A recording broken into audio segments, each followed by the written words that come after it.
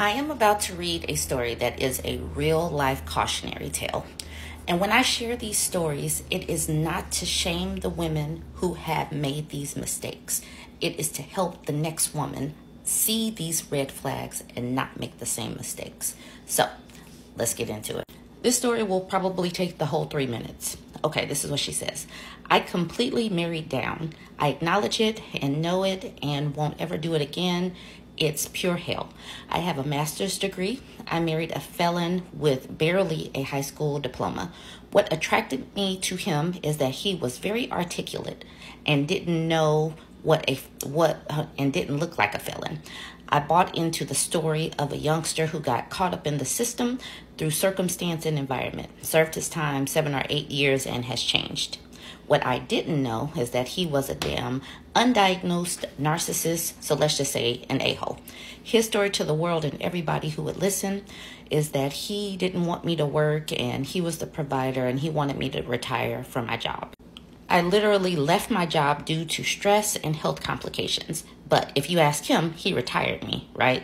That was the worst thing. Quitting my job because not only did he make $12,000 a year, but anytime there was a disagreement, he'd throw in my formal education because my degree is in psychology.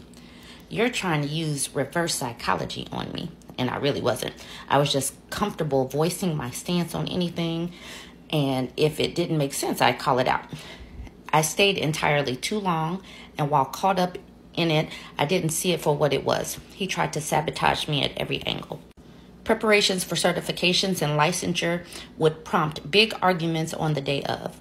I'm literally expected to sit for 4-hour exams, and this guy would pick a fight en route to the test site. Horrible, horrible, horrible.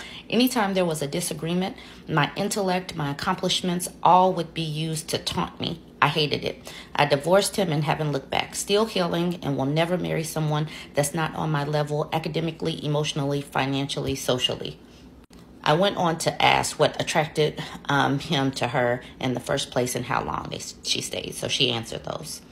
Okay, I was attracted to his strength. He's a protector. So I was initially told about him through mutual friends who knew us both.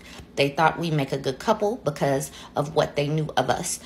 But what they didn't know is that he is manipulative and hides in plain sight very well. This is what abusers do. They do not show their faces to everybody. So I was attracted to him because who I thought he was and who he showed me when we first started dating. It was long distance and he's handsome. There are red flags waving throughout this whole thing. Pay attention, ladies. Pay attention.